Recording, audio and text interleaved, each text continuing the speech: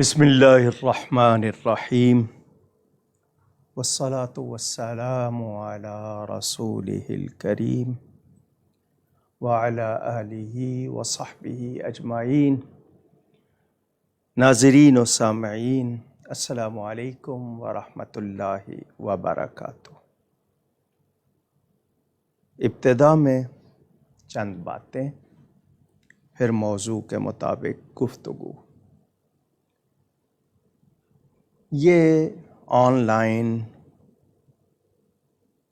4 روزہ اور پھر 5ویں نشست، وہ بھی آن لائن بھی ہوگی لیکن وہ اجتماع کے ساتھ ہوگی۔ احباب کا اصرار تھا کہ یہ محافل کی جائیں۔ مجمع عام کے لیے کراچی شہر میں بارشوں کا مسئلہ ہے، بجلی کا مسئلہ ہے، بلکہ آپ اس پروگرام کے درمیان بھی اگر بالفرض اچانک بجلی کا کوئی مسئلہ ہوا تو وہ دوبارہ جنریٹر سے کنیکشن لیں گے، آپ دیکھتے رہیے گا، یعنی وابستہ رہیے گا۔ والد صاحب قبلہ رحمۃ اللہ تعالی علیہ برسوں، کوئی تقریباً 45 برس تقریباً محافل محرم، مجالس محرم سے 10 روزہ خطاب کرتے رہے۔ لاکھوں کا مجمع ہوتا تھا۔ اس وقت یہ میڈیا کی یہ سہولتیں نہیں تھیں۔ ان کے پردہ فرمانے کے بعد میں نے 6-7 برس ریگولر مستقل مجالس سے خطاب کیا۔ پھر کراچی کے حالات ایسے بدلے کہ مشکلات ہوئیں، لیکن محافل کسی نہ کسی صورت جاری رہیں۔ کورونا وائرس اور یہ پابندیاں اور مشکلات کی وجہ سے اس سال یہ طے پایا کہ 5 مجلسیں ہوں، 4 بغیر اجتماع کے اور 5ویں یعنی شب عاشور 10ویں شب میں اجتماع کے ساتھ۔ 10 راتوں میں والد صاحب قبلہ رحمۃ اللہ تعالی علیہ پہلی رات توحید کا بیان، دوسری رات رسالت کا، تیسری میں آزمائش انبیاء، چوتھی میں مسئلہ خلافت اور سیدنا صدیق اکبر رضی اللہ تعالی عنہ، پھر حضرت فاروق اعظم ایک رات، سیدنا عثمان غنی ایک رات، اس کے بعد ذکر اہل بیت، مولا کائنات سیدنا علی، حضرت سیدہ کائنات سلام اللہ علیہا، سیدنا امام حسن، اور پھر 2 راتیں مسلسل واقعہ کربلا، یعنی یزید پلید کی تخت نشینی سے لے کر امام پاک کی شہادت تک مفصل بیان، اور پھر وہ 11 محرم کو شہادت کے بعد کے واقعات، یوں ترتیب رہتی تھی۔ ہم اہل سنت و جماعت، قرآن و حدیث کے ماننے والے، صحابہ کرام اور اہل بیت دونوں سے بہت محبت کرتے ہیں، دونوں کا احترام کرتے ہیں۔ کسی ایک کی بھی بے ادبی کو اپنے ایمان کا نقصان جانتے ہیں۔ وہ مقدسات، یہ تمام ہستیاں جنہیں رسول پاک صلی اللہ علیہ وسلم سے نسبت ہے، قرابت ہے، ان کا ذکر برکت حاصل کرنے کے لیے کرتے ہیں۔ انہیں شان اللہ تعالیٰ نے عطا کی ہے، وہ اللہ تعالیٰ کے پیارے ہیں، برگزیدہ ہیں، چنے ہوئے، منتخب۔ ہماری زبانوں پر ان کا نام آتا ہے تو یہ ہمارے لیے سعادت ہے۔ ہماری زبانیں پاک ہوتی ہیں، ہماری سماعتیں، ان میں برکت پہنچتی ہے۔ تو میں مختصراً کچھ باتیں ان پہلی آج عرض کروں گا، اور شروع کی 2 راتوں میں پھر آپ کے سامنے اہل بیت اطہار کا ذکر ہوگا۔ مقصد ثواب حاصل کرنا، سعادت حاصل کرنا، اللہ تعالیٰ سے دعا کہ وہ میری زبان پر حق جاری فرمائے، اور ہم سب کو حق کا پابند رکھے۔ ہم یہی چاہتے ہیں کہ اللہ تعالی ہمیں حق ہی سے وابستہ رکھے۔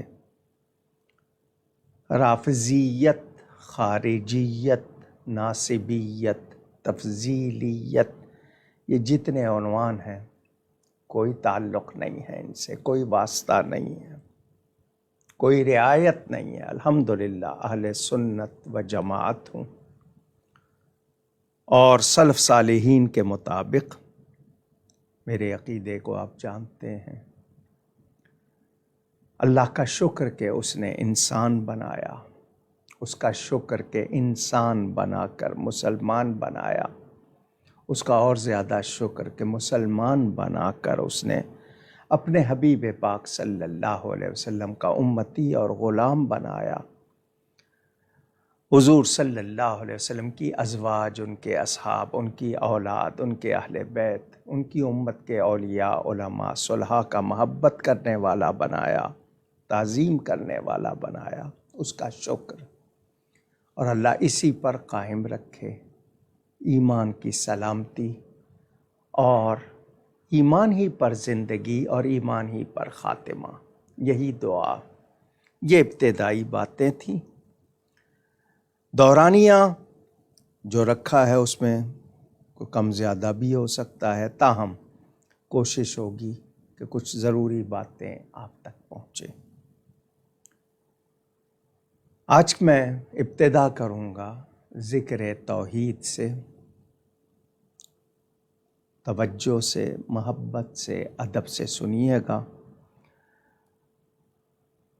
نحمدہ ونصلی ونسلم علی رسولہ الکریم وعلی آلہ وصحبہ اجمعین۔ بسم اللہ الرحمن الرحیم۔ قل هو اللہ احد اللہ الصمد لم یلد ولم یولد ولم یکن لہ کفوا احد۔ صدق اللہ العظیم وصدق رسولہ النبی الکریم الامین۔ قل، اے میرے حبیب آپ فرما دیجئے، وہ اللہ ایک ہے، وہ بے نیاز ہے، اللہ تعالی بے نیاز ہے، وہ کسی کی اولاد نہیں اور اس کی بھی کوئی اولاد نہیں۔ وہ اولاد ہونے سے یا اس کی کوئی اولاد ہو اس سے وہ پاک ہے، اور اس کا کوئی ہمسر، کوئی کف میں اس کے برابر، اس کے مثل نہیں۔ لیس کمثلہ شیء، کوئی چیز بھی اس کی طرح نہیں ہے۔ اللہ تعالی ایک ہے، یہ ہم سب کہتے ہیں۔ کیا کبھی ہم نے اس ایک ہونے کے معنی جاننے کی کوشش کی؟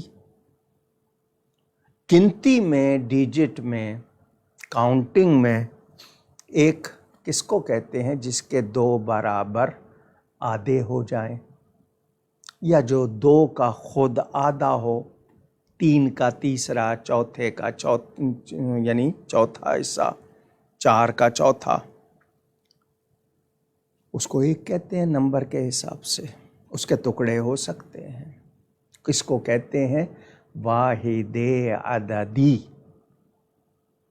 پھر آپ نوع کی بات کریں، قسم، لوہا ایک الگ چیز ہے، لکڑی ایک الگ چیز ہے، اس کو واحد نوعی کہا جائے۔ پھر واحد جنسی ہوتا ہے، گندم اور چیز ہے، چاول اور چیز ہے، سمجھانے کے لیے باتیں کر رہا ہوں، اس کو واحد جنسی کہا جائے۔ اللہ تعالی واحد عددی نہیں، واحد نوعی نہیں، واحد جنسی نہیں، وہ واحد حقیقی ہے۔ وہ ایسا ایک ہے کہ اس جیسا کوئی ایک نہیں، نہ تھا، نہ ہے، نہ ہو سکتا ہے، نہ سوچا جا سکتا ہے، گمان بھی نہیں کیا جا سکتا۔ وہ ایسا ایک ہے۔ اس کی ذات میں، اس کی صفات میں، اس کے اسماء میں، اس کے افعال میں، ذات میں، خوبیوں میں، ناموں میں، کاموں میں کوئی بھی کسی طرح اس کا شریک نہیں۔ اللہ، جب ہم یہ کہتے ہیں یہ اللہ تعالیٰ کا اسم ذات ہے، فارسی والے خدا کا لفظ کہتے ہیں جو اردو میں بھی استعمال ہوتا ہے، خدا کی جمع ہے، خدایان، خداؤں۔ لغت کھولیں گے تو لفظ خدا کے کئی الفاظ آپ کو مل جائیں گے۔ یہ فارسی میں اللہ تعالیٰ کے لیے بولا جانے والا لفظ ہے، اللہ تعالیٰ کا نام نہیں ہے۔ بولا جا سکتا ہے مگر نام نہیں ہے اللہ تعالیٰ کا۔ اسی طرح گاڈ انگلش میں آپ کہتے ہیں، گاڈ کی بھی پلورل جمع ہے، گاڈز کہہ سکتے ہیں، گاڈ فادر کہتے ہیں آپ۔ اللہ تعالیٰ ورتھی آف ورشپ، عبادت کے لائق واحد ذات ہے، وہ واحد حقیقی ہے، اس کا کوئی ساجی، ہمسر، ہم پلہ نہیں ہے، وہ کسی کی اولاد نہیں، اس کی کوئی اولاد نہیں ہے۔ اللہ کہیں، ہر حرف 4 حرف ہیں، ہمیں 40 نیکیاں ملیں گی۔ خدا کہیں گے، کہنا جائز، کوئی نیکی نہیں ملے گی کیونکہ یہ اللہ تعالیٰ کا نام نہیں ہے۔ وہ بے نیاز ہے، اس کو کسی کی کسی طرح کوئی حاجت ضرورت نہیں ہے۔ کوئی اس کو مانے یا نہ مانے، کوئی اس کی عبادت کرے یا نہ کرے، وہ بے پرواہ، اس کو کوئی ضرورت نہیں ہے۔ مخلوق اس نے بنائی، وہ خالق ہے، اس نے بنایا۔ ہم اگر اس کی عبادت کرتے ہیں تو یہ ہم پر مہربانی ہوتی ہے، ہمیں ثواب ملتا ہے، ہم اس کی رحمتیں پاتے ہیں، برکتیں پاتے ہیں۔ نہ کریں اس کو کوئی فرق نہیں پڑتا۔ ذہن میں رہے، اللہ تعالیٰ کے لیے کسی حاجت ضرورت کا کوئی تصور نہیں، وہ بے نیاز، بے پرواہ۔ اللہ تعالیٰ کے لیے قرآن کریم پڑھیے، وَإِلَٰهُكُمْ إِلَٰهٌ وَاحِدٌ لَا إِلَٰهَ إِلَّا هُوَ الرحمن الرحیم۔ آپ الہ کے لفظ پہ ذرا توجہ کیجئے گا، عربی کا لفظ ہے، اس کے معنی عبادت کے لائق۔ جب آپ کلمہ پڑھتے ہیں تو پہلا حرف ہے لا، لا، آپ لفظ کہہ لیں لا، اس کے معنی نہیں، نو، نیگیٹو۔ الہ، معبود، کوئی معبود نہیں، سب سے پہلے آپ یہ کہتے ہیں۔ پھر کہتے ہیں الا، مگر، جس کو انگلش میں آپ بٹ کہہ لیتے ہیں، نو کے بعد بٹ آ جائے ایکسیپشن ہو جاتا ہے۔ الا، اس کے بعد ہے اللہ، مگر اللہ۔ کیا مطلب؟ پہلے تمام قسم کے جو خدا لوگوں نے بنا رکھے ہیں، سوچ رکھے ہیں، ان کے وہم میں، گمان میں، یا جیسے کیسے، یا مظاہر قدرت، کوئی آگ کو، کوئی ہوا کو، کوئی پانی کو، کوئی ستاروں کو، کوئی سورج کو، جس لکڑی کے بت بنائے ہوئے ہیں، جو بھی، تمام کی نفی، کوئی معبود نہیں مگر اللہ، یعنی اللہ تعالیٰ کے سوا کوئی عبادت کے لائق نہیں۔ یہ بات کس نے بتائی ہے؟ محمد الرسول اللہ صلی اللہ علیہ وسلم۔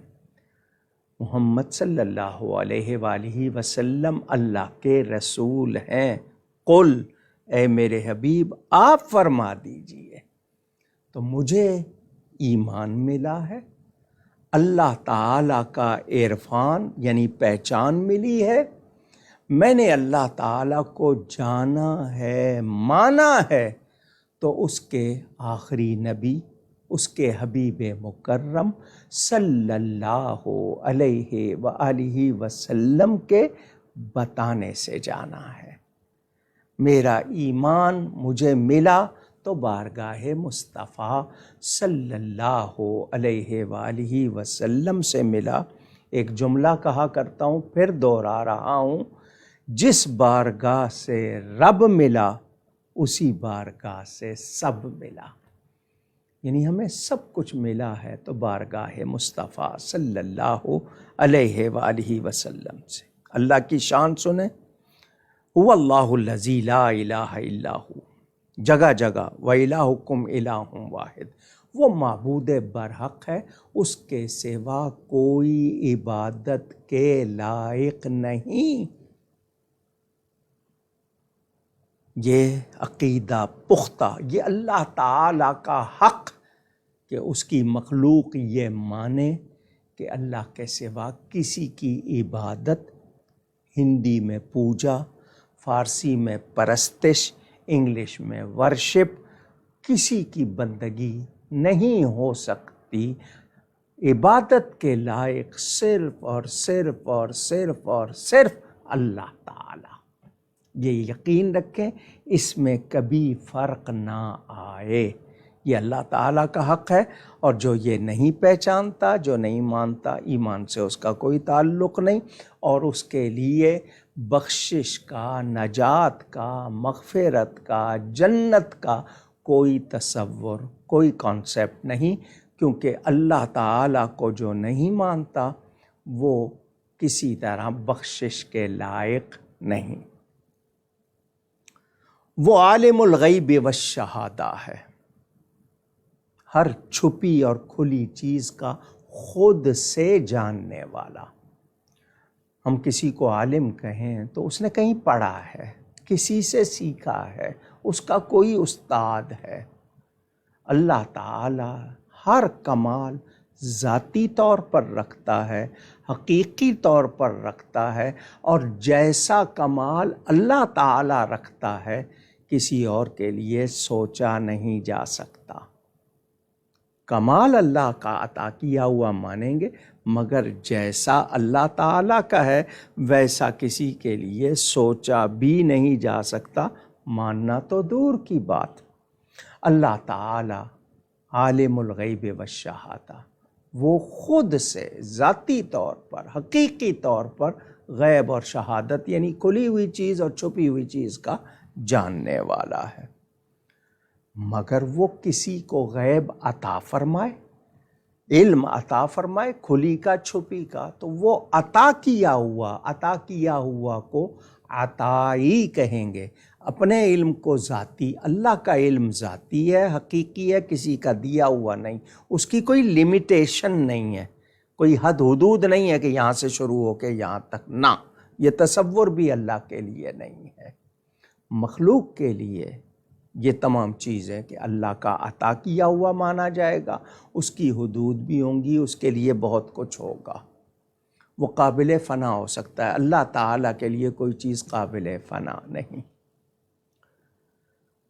اللہ تعالیٰ کی کوئی اولاد نہیں، انا یکون لہ ولد ولم تکن لہ صاحبہ، اس کی کوئی بیوی بھی نہیں ہے۔ اللہ تعالیٰ کی کوئی اولاد بھی نہیں ہے، اس کی کوئی بیوی بھی نہیں ہے۔ سبحانہ ان یکون لہ ولد، وہ اس بات سے پاک ہے کہ اس کی کوئی اولاد ہو یا بیٹا ہو۔ لا تأخذہ سنۃ ولا نوم، نہ اس کو اونگ آتی ہے نہ اس کو نیند آتی ہے۔ سن لیجئے دھیان سے، اللہ تعالیٰ جسم سے، جسمانیات سے، مکان سے، مکانیات سے، زمان سے، زمانیات سے، سمتوں سے، جہتوں سے پاک ہے۔ اس کے لیے کوئی باڈی ماننا، کوئی فگر ماننا، یا کوئی ایریا ماننا، ڈائریکشن، ڈائمنشن ماننا، یہ بھی درست نہیں ہے۔ بہت سے لوگ اوپر والا کہتے ہیں، غلط ہے۔ کچھ لوگ کہتے ہیں نیلی چھتری والا، یہ بھی غلط ہے۔ وہ ہر جگہ ہے، یہ جو اشارہ ہے نا یہ عظمت کے لیے، بلندی کے لیے، شان کے لیے، سمت کے لیے نہیں ہے، وہ ہر جگہ ہے، اور اس کے لیے جان لیا جائے، اچھی طرح ذہن نشین کر لیا جائے، اس کا کوئی مکان نہیں ہے، وہ مکان سے بھی پاک ہے، سمتوں سے بھی پاک ہے، جہتوں سے بھی پاک ہے۔ جو لوگ تجسیم مانتے ہیں کہ اللہ کا جسم مانتے ہیں، غلط ہے۔ وہ نیلی چھتری بنانے والا ہے، وہ عرش کا بنانے والا ہے، عرش والا ہے، اس نے عرش بنایا ہے، کائنات بنائی ہے، تو اوپر والا نہیں کہنا چاہیے۔ لوگ مختلف ڈراموں میں، کہانیوں میں، پتہ نہیں کہاں کہاں سے سن لیتے ہیں اوپر والا، اللہ اوپر ہے نا، تو اللہ تعالیٰ کے لیے عرش والا، اور یہ کہنا کہ وہ ہر جگہ ہے، یہ اس کی تعریف۔ مگر یہاں ایک جملہ اور سن لیں، وہ ہر جگہ ہے، ہر جگہ میں نہیں ہے۔ لفظ دیکھیے گا، ہر جگہ ہے، ہر جگہ میں نہیں ہے۔ اس کی پوری کائنات ہے، اور کوئی چیز بھی اس کے گھیرے سے باہر نہیں ہے۔ نہ اس کو اونگ آتی ہے، نہ نیند آتی ہے۔ چوری کے لیے لازمی بات ہے، کوئی غافل ہو جائے گا تو ہی چور چوری کر سکے گا، اللہ کے لیے تو یہ باتیں سوچی بھی نہیں جا سکتی۔ وَمَا كَانَ رَبُّكَ نَسِيًّا، قرآن میں ہے اللہ تعالیٰ بھول چوک سے بھی پاک ہے۔ وَهُوَ يُطْعِمُ وَلَا يُطْعَمُ، وہ کھلاتا ہے مگر کھاتا نہیں ہے، کھانے پینے سے بھی پاک ہے۔ میرے پاس وقت ہوتا زیادہ ٹائم تو میں ایک ایک بات کی آپ کو تفصیل سمجھاتا۔ فَإِنَّ اللَّهَ غَنِيٌّ عَنِ الْعَالَمِينَ، سارے جہانوں سے بے پرواہ، بے نیاز، اس کو کوئی ضرورت نہیں ہے، کوئی حاجت نہیں ہے۔ نیڈ، گریڈ وغیرہ وغیرہ کے لفظ لوگوں کے لیے ہوتے ہیں، اس کے لیے سوچے بھی نہیں جا سکتے۔ اب آپ نے یہ سن لیا، اب میں آپ کو اللہ تعالیٰ کی اور صفات کے بارے میں بتاتا ہوں۔ قرآن میں ہے تبارک الذی بیدہ الملک وہو علی کل شیء قدیر، بڑی برکت والی ہے وہ ذات جس کے قبضہ قدرت۔ جب ہم اللہ کا ہاتھ کہتے ہیں نا کہ اس کے ہاتھ میں، تو ہاتھ سے مراد یہ ہمارے جیسا ہاتھ نہیں، میں نے پہلے کہہ دیا وہ جسم سے پاک ہے، بے مثل، اس کو قدرت کا بے مثل ہاتھ کہیں گے، ہماری طرح نہیں کہیں گے۔ یہ سمجھنے کے لیے ید کا لفظ تو آپ ہاتھ کہتے ہیں، مگر اللہ کے ہاتھ سے کیا مراد؟ اس کی شان کے مطابق وہ قدرت، دستے قدرت کہیں اس کو، اس کے قبضہ قدرت میں ہے پورا ملک، اور وہ ہر چاہے پر قادر، وہو علی کل شیء قدیر، یعنی وہ جو چاہتا ہے اس پہ قدرت ہے۔ قدرت کا مطلب وہ کر سکتا ہے، اس کو کوئی کمزوری، مجبوری، معذوری نہیں ہے۔ آپ نے ایک آیت سنی، دوسری آیت وَلَمْ يَكُنْ لَهُ شَرِيكٌ فِي الْمُلْكِ، ملک میں کوئی اس کا شریک نہیں، ایسوسیٹ، پارٹنر، ہیلپر نہیں ہے۔ اس طرح جس طرح ہم کہتے ہیں کوئی اس کا شریک نہیں ہے۔ ہاں وہ معطی ہے، عطا کرنے والا ہے، خود فرماتا ہے تؤتی الملک من تشاء، وہ جس کو چاہتا ہے ملک عطا فرماتا ہے۔ بڑے بڑے ملک ہیں دنیا میں، 200 سے زیادہ ملک، ان کے حکمران ہیں، ان کو آپ ملک کہتے ہیں، ملک بادشاہ کو بھی کہتے ہیں، حالانکہ یہ نام تو اللہ تعالیٰ کا ہے۔ اور میں شروع میں آپ کو بتا چکا کہ اللہ کے نام و کاموں میں بھی کوئی اس کا کسی طرح شریک نہیں، پھر یہ نام کیسے؟ رب کا لفظ قرآن میں اللہ کے لیے، رب کا لفظ ماں باپ کے لیے، وَقُلْ رَبِّ ارْحَمْهُمَا كَمَا رَبَّيَانِي صَغِيرًا، عرش کا لفظ اللہ کے عرش کے لیے بھی ہے، بادشاہ کے تخت کے لیے بھی قرآن میں۔ تو لفظ ایک ہے، حقیقت ایک نہیں ہے۔ اور جب تک حقیقی معنی مراد نہ لیے جائیں، صرف لفظوں کے بولنے سے شرک لازم نہیں آئے گا۔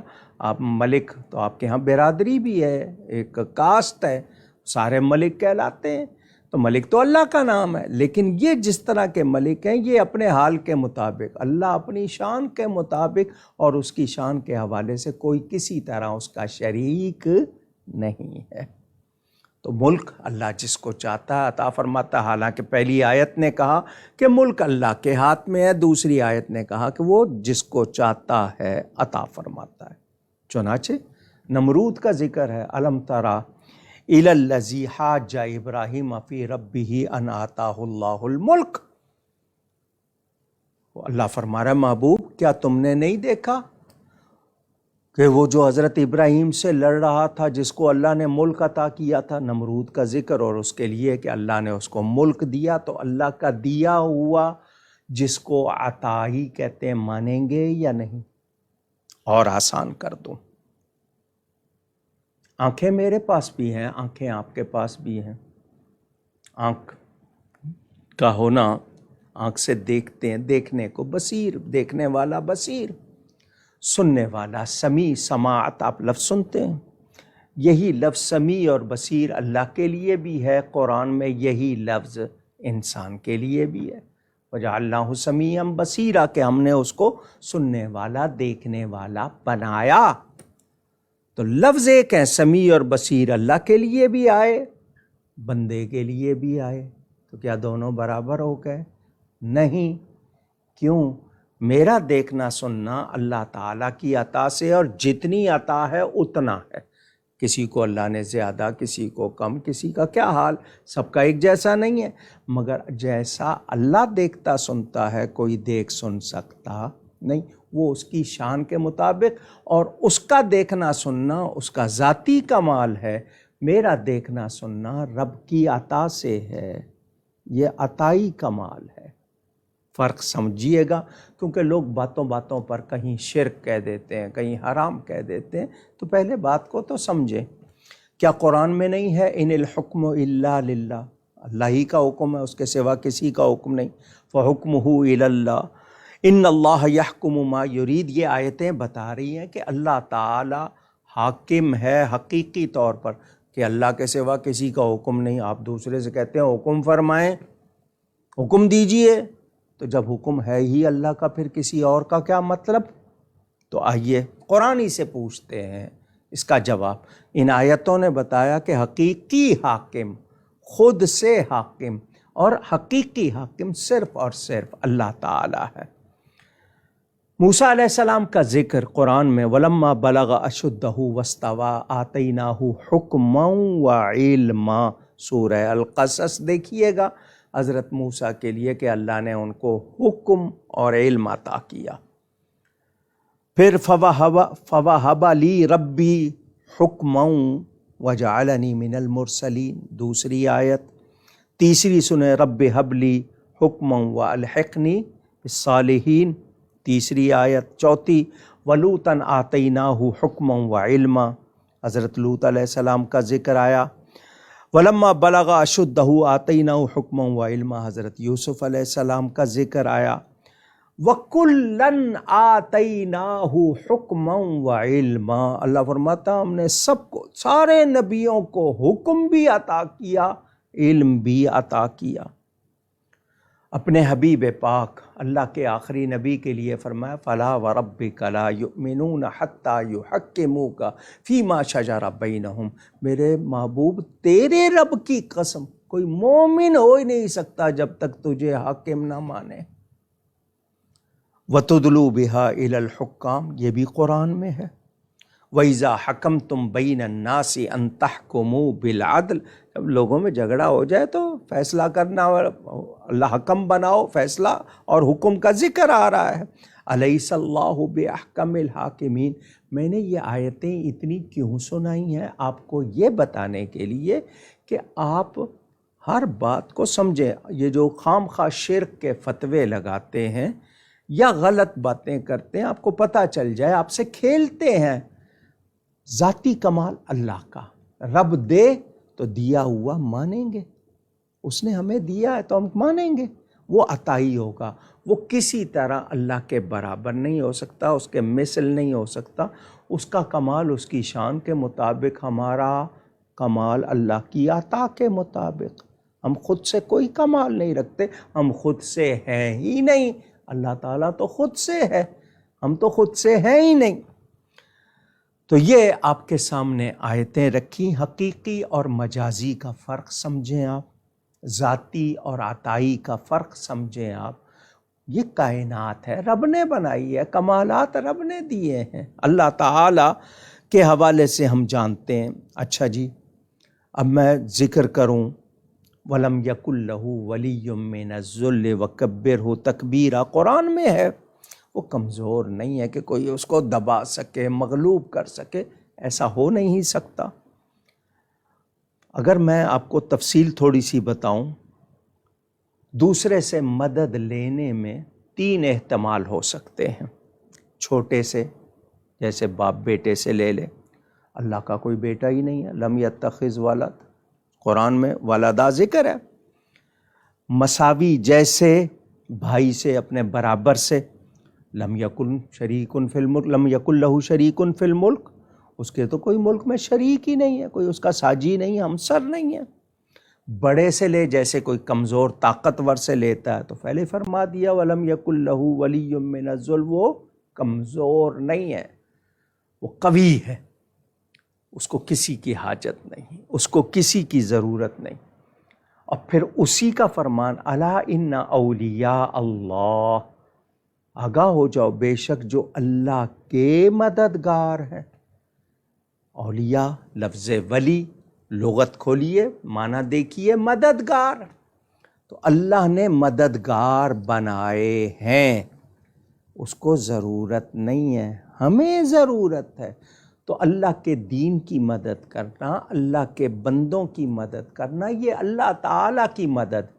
ان تنصروا اللہ ینصرکم، اللہ فرماتا ہے اگر تم اللہ کی مدد کرو گے، اللہ تمہاری مدد کرے گا۔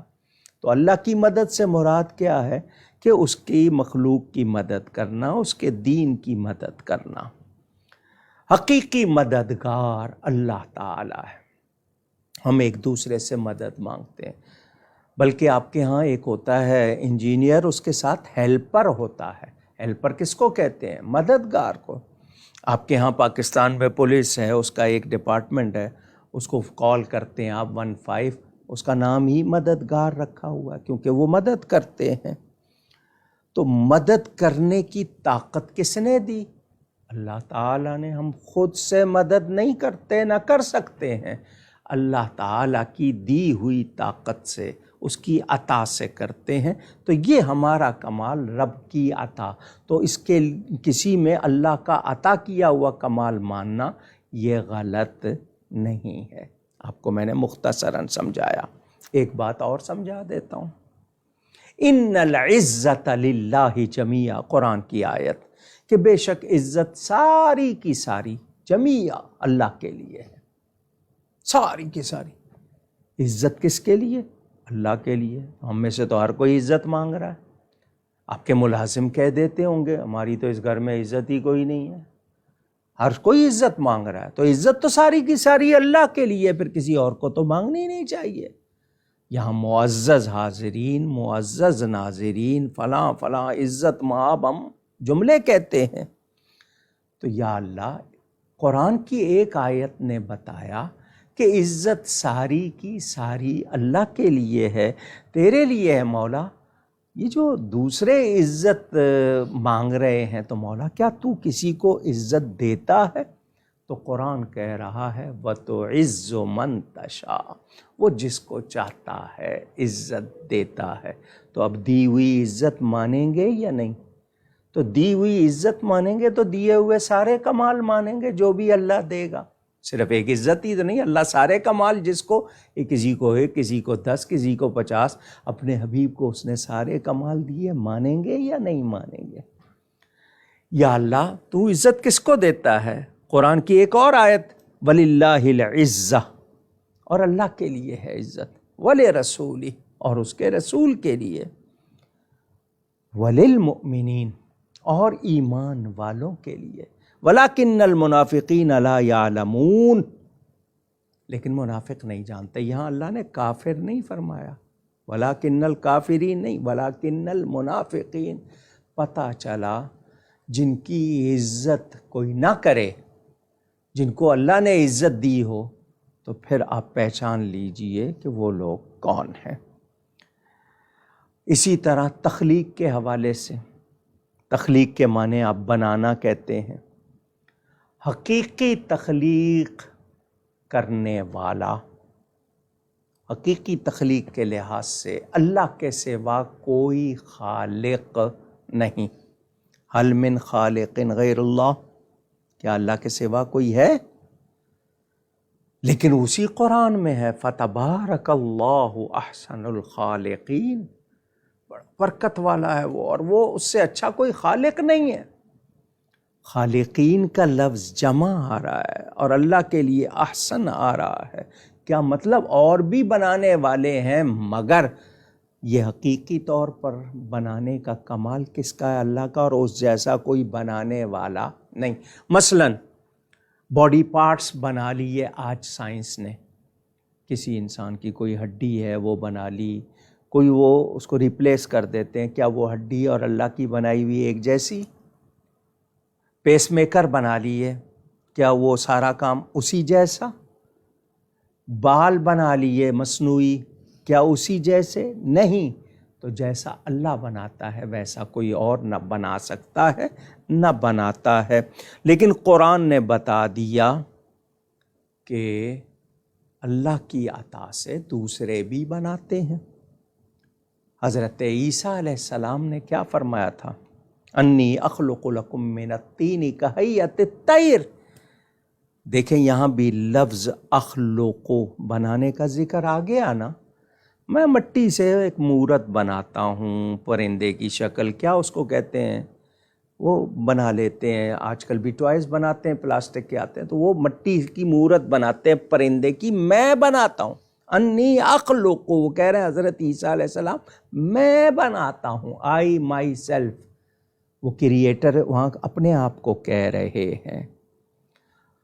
فَأَنفُخُ فِيهِ، اور اس میں پھونک مارتا ہوں، دم کرتا ہوں، فَيَكُونُ طَيْرًا بِإِذْنِ اللَّهِ، تو وہ اڑنے والا زندہ پرندہ، مگر بِإِذْنِ اللَّهِ، اللہ کے حکم سے۔ کمال میرا رب کی عطا سے ہے، میرا ذاتی کمال نہیں۔ تو پتہ چلا رب تعالی بندوں کو کمال۔ آپ جناب محمد علی جناح جو تحریک پاکستان کا، جن کو قائد اعظم کہا جاتا ہے، انہیں آپ کہتے ہیں کہ جی یہ خالق پاکستان ہے۔ ایک کتاب لکھنے والا کہتا ہے جی میں اس کتاب کا خالق ہوں، تخلیق کار لوگ کہلاتے ہیں۔ تو یہ جو کہلاتے ہیں ان کو قرآن سے ثبوت ملتا ہے نا۔ آپ نے بھی سنا نا، احسن الخالقین اللہ تعالیٰ، تو اصل خالق، حقیقی خالق کون ہے؟ اللہ۔ بندوں کے لیے بات کریں گے تو رب تعالیٰ کی عطا کے حوالے سے، بغیر عطا کے کسی میں کوئی کمال نہیں۔ یحیی و یمیت، یہ زندہ کرنے والا اور مارنے والا کون ہے؟ اللہ تعالیٰ ہے۔ حقیقی طور پر محیی اور ممیت یعنی زندہ کرنے والا اور مارنے والا اللہ تعالیٰ ہے۔ وَأُحْيِي الْمَوْتَى، حضرت عیسیٰ علیہ السلام کہہ رہے ہیں اور میں زندہ کرتا ہوں مردے کو، مگر بِإِذْنِ اللہ، اللہ کے حکم سے، اس کی اجازت سے۔ اب پہلی آیت نے بتایا الذی یحیی و یمیت، زندہ کرنے والا مارنے والا اللہ، اور ادھر آپ کہتے ہیں جی حضرت عیسیٰ علیہ السلام کا بیان پڑھتے ہیں کہ وہ کہتے ہیں جی میں زندہ کرتا ہوں مردے کو، اور ہمیں کہا گیا ومن احیاہا فکأنما احیا الناس جمیعا، جس نے کسی ایک کی جان بچا لی اس نے گویا سب کی جان بچا لی۔ تو لفظ ایک ہے، حقیقت ایک نہیں۔ اللہ تعالیٰ کا کمال اس کی شان کے مطابق، اور اس کا ذاتی ہے، حقیقی ہے، خود سے ہے، لامتناہی ہے، کوئی اس کی انتہا اینڈ نہیں ہے، اور وہ ناقابل فنا، ختم بھی نہیں ہو سکتا۔ مخلوق کو ملنے والا کمال ذاتی نہیں، رب کا عطا کیا ہوا ہے، قابل فنا ہے، غیر متناہی نہیں، لا متناہی نہیں، اس میں ختم ہونے والی بات ہو سکتی ہے۔ تو ہم نے دیکھ لیا۔ اب اسی طرح مجوسیوں نے، انہوں نے کہا کہ دو خدا ہیں، ایک نیکی کا خدا ہے اور ایک برائی کا خدا۔ ان کے ہاں ابھی تک یزداں اور جو بھی لفظ وہ بولتے ہیں، یہ متضاد چیزوں کو پیدا کرنے والا ایک نہیں ہو سکتا۔ تو یہ باتیں، اس کا جواب قرآن نے دے دیا۔ وقال اللہ لا تتخذوا الہین اثنین انما هو الہ واحد۔ یہ جو لوگ کہہ رہے ہیں نا کسی چیز کا پیدا کرنا جس میں دونوں پہلو ہوں، خیر اور شر کا پہلو، تو یہ ہم لوگ سمجھتے نہیں ہیں۔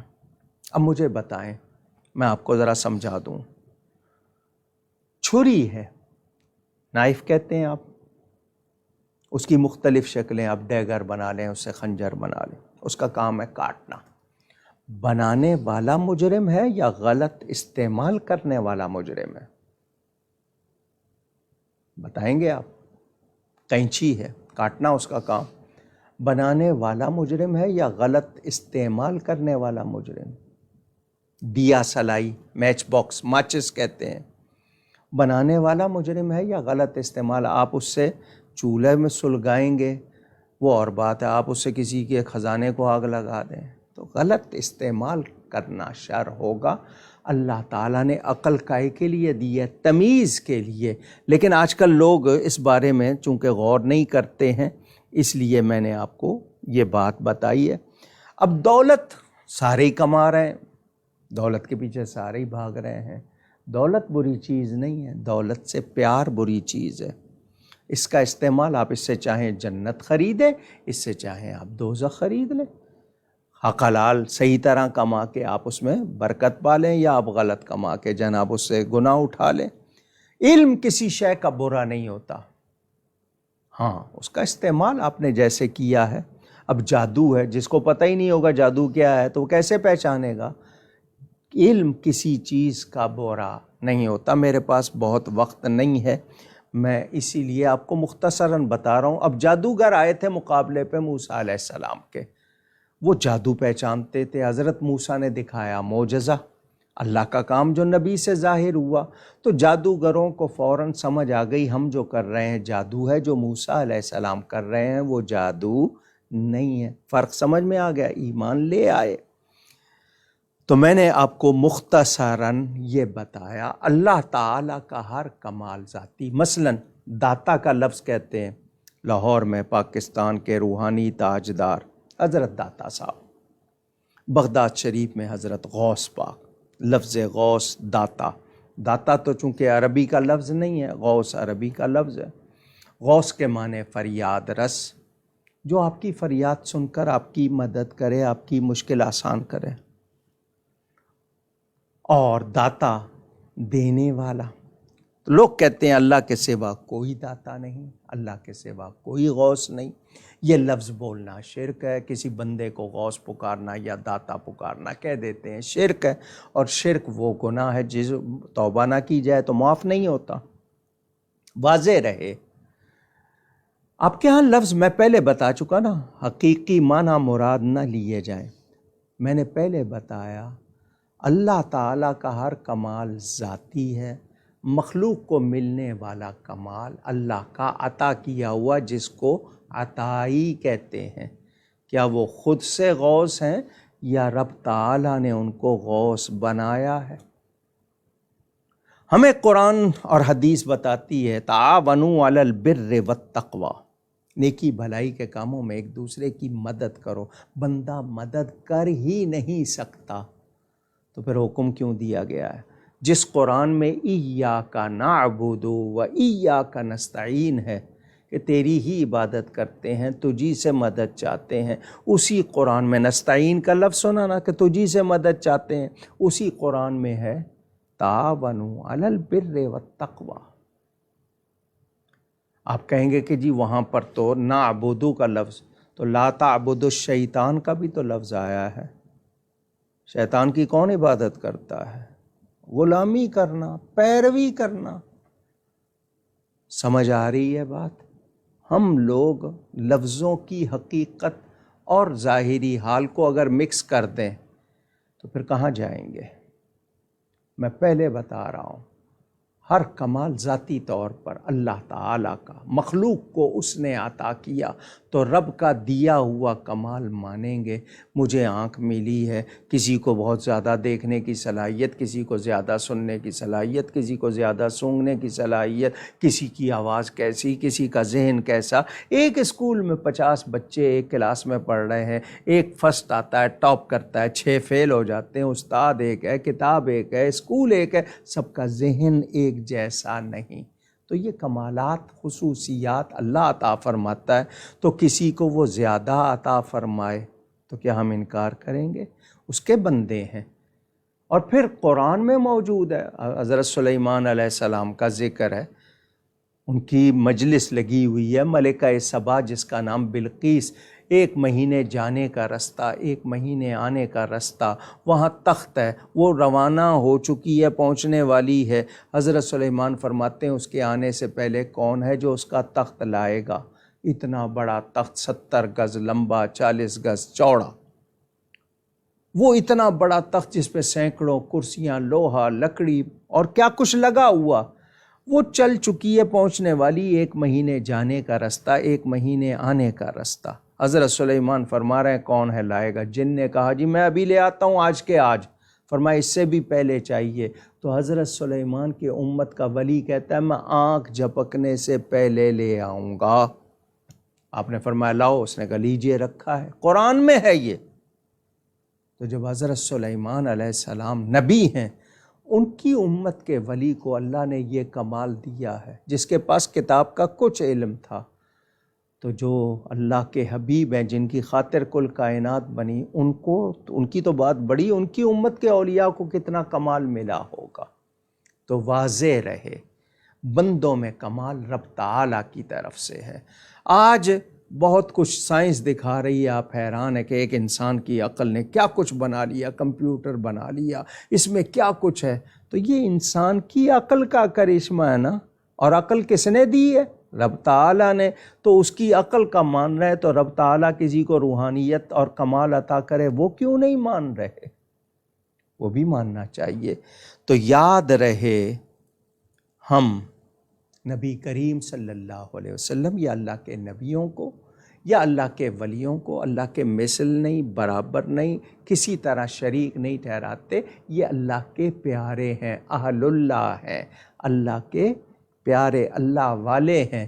تو اللہ ہی کے جلوے نظر آتے ہیں۔ اگر مچھلی میں نظر آ جائیں، جی اس جڑی بوٹی کو کھاؤ، جی اس کا عرق نکالو، یہ فائدہ ہوگا، تو جڑی بوٹی میں جو اثر رکھ سکتا ہے وہ اپنے ولی میں نہیں رکھ سکتا۔ ہم لوگ کیوں ایسی باتیں کرنے لگ گئے؟ ہمیں جاننا چاہیے۔ حضرت عمر خطبہ دے رہے، کتنی دور نہاوند کا علاقہ، اور وہاں سن رہے ہیں حضرت ساریہ، آپ پانی پر حکومت، آگ پر حکومت، مٹی پر حکومت، ہوا پر حکومت، اللہ والوں کی، رب کی عطا سے، کیونکہ وہ اللہ کی ذات و صفات اور اس کے اسماء و افعال کے مظاہر ہیں۔ ذہن میں رہے اللہ ہی کے جلوے ہیں ان سے، وہ خود سے کوئی کمال نہیں رکھتے، اللہ ہی کی عطا سے رکھتے ہیں۔ تو توحید یہ ہے اللہ کو ایک ماننا۔ کیسا ایک؟ کہ اس جیسا کوئی ایک نہیں، اور اس کی ذات و صفات، نام و کاموں میں کسی کو اس کا شریک نہیں کرنا، وہ بے مثل بے مثال۔ اللہ تعالیٰ کی کوئی ابتدا نہیں، کوئی انتہا نہیں، وہ اول ہے بغیر ابتدا کے، وہ آخر ہے بغیر انتہا کے۔ یہ آپ نے سنا۔ توحید کے حوالے سے مختصراً میں نے اتنا بتایا۔ اب میں بات کروں گا آپ سے، حضور صلی اللہ علیہ وسلم نے ہمیں اللہ کی پہچان کرائی۔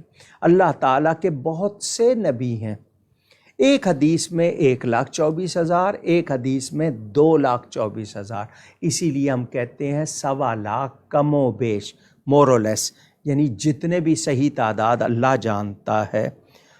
حضور اکرم صلی اللہ علیہ وسلم اللہ کے آخری نبی ہیں، ان کے بعد کسی قسم کا کوئی نبی نہیں۔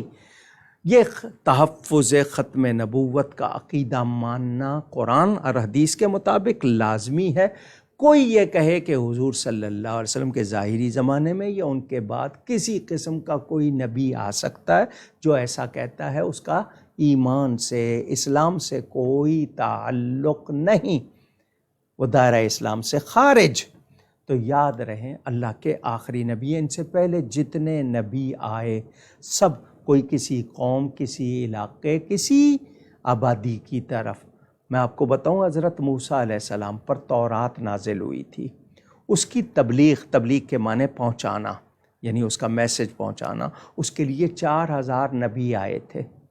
ایک کتاب تورات کی تبلیغ کے لیے 4000 نبی، ایک اس علاقے کے لیے، ایک اس علاقے کے لیے، چھوٹی چھوٹی بستیوں کے لیے وہ آئے۔ قرآن تو تمام کتابوں کی جامع، اس سے پہلے جو تھیں فیہا کتب قیمہ، ساری کتابیں 104 صحیفے، ان میں تورات، زبور، انجیل اور سب سے بڑا قرآن تو آخری کتاب ہے۔ تو اس قرآن کی تبلیغ کے لیے کتنے ہونے چاہیے تھے، مگر حضور آخری نبی ہیں، اب اس کی تبلیغ حضور کی امت کے اولیاء علماء سے ہوگی، وہ یتلو علیہم آیاتی ہی، لیکن کوئی نبی نہیں آئے گا۔ حضرت عیسیٰ علیہ السلام آئیں گے مگر ان کی نبوت کا زمانہ ختم ہو گیا، وہ حضور صلی اللہ علیہ وسلم کی شریعت پر عمل کریں گے۔ یہ باتیں میں تفصیل سے اپنے دوسرے خطابات میں بتا چکا۔ نبی کریم صلی اللہ علیہ وسلم پوری کائنات کے نبی بن کر آئے۔ جب تشریف لائے تو آپ کو کیا کہا؟ انی رسول اللہ الیکم جمیعا، قرآن میں کہ حضور سے اعلان کیا کریں کہ میں سب کی طرف اللہ کا رسول بن کر آیا ہوں۔ ہر وہ ذرہ جس کا اللہ تعالی رب ہے، نبی کریم صلی اللہ علیہ وآلہ وسلم اس کے رسول ہیں۔ اللہ تعالیٰ کی وحدانیت کے ڈنکے بجائے میرے نبی پاک صلی اللہ علیہ وسلم نے، اور نبی پاک کے چرچے کیے میرے رب تعالیٰ نے۔ حبیب لا الہ الا اللہ کہہ رہے ہیں، رب تعالی محمد الرسول اللہ صلی اللہ علیہ وسلم فرما رہا ہے، میرے آقا کریم صلی اللہ علیہ وسلم خاتم النبیین بھی ہیں اور رحمت للعالمین بھی ہیں۔ اس پر تھوڑی سی 2-3 باتیں میں آپ کے سامنے عرض کرنا چاہتا ہوں۔ نبی کریم صلی اللہ علیہ وآلہ وسلم لباس بشری میں آئے۔ بڑی توجہ سے سنیے گا، میرے پیارے نبی پاک صلی اللہ علیہ وآلہ وسلم یقیناً بغیر شک و شبے کے بلا شبہ بشر ہیں، بلا شبہ بشر ہیں، مگر میرے آپ کے جیسے بشر نہیں ہیں، وہ بے مثل بشر ہیں، بے مثال بشر ہیں۔ ان کی بشریت میں کوئی شبہ نہیں، مگر ان کی بشریت جبریل امین علیہ السلام کی نورانیت سے افضل ہے۔ میری اس حوالے سے جو تقریریں ہیں وہ آپ سن سکتے ہیں، میں اس وقت زیادہ مقام پر، زیادہ تفصیل پر بیان نہیں کروں گا، صرف مختصراً بتا رہا ہوں۔ وہ نور بھی ہیں اللہ تعالیٰ کا، وہ رسول بھی ہیں، وہ اللہ تعالیٰ کی ذات کے مظہر کامل بھی ہیں۔ نبی کریم صلی اللہ علیہ وآلہ وسلم اللہ تعالیٰ کی ذات و صفات کا آئینہ بھی ہیں، باعث تخلیق کائنات بھی ہیں، کائنات میں سب سے افضل ہستی بھی ہیں۔